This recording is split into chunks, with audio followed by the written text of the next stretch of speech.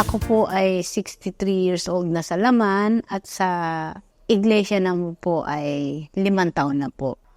Noong pong 2018, ang aking pong manugang, si Brad Jimmy Mondear, nung time po na yun, kasi magdamag po ako, namimilipit sa sakit ng hindi pag-ihi ng maayos.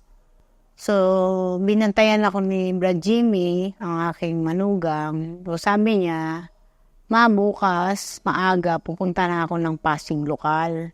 Ibibili kita ng hydrogen water." Dadalo siya, and then pag-uwi niya, nakabili na siya ng 3 bote. And then, ininom ko yun. "Sige ma, inumin mo na yan." Nakaubos ko yung 2 bote. Go to CR na naman. And then, may lumabas sa akin na para siyang dugo na buo na hindi ko malaman kung stone yun o ano. Basta, kasi ang ihi ko na po nun, may blood na sa CR. Nung pumatak na po yun, nakaginawa na po ako.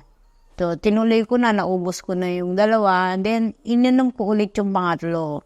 So, na po ako, nakatulog na ako, and then pagkatulog ko, nakakain na ako.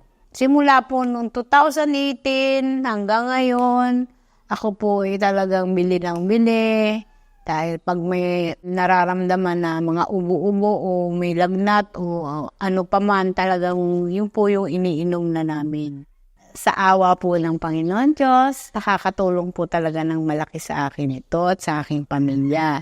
Kaya po iniimbitahan ko kayong gumamit din po nito talaga, hydrogen water. Salamat po sa Panginoon Diyos.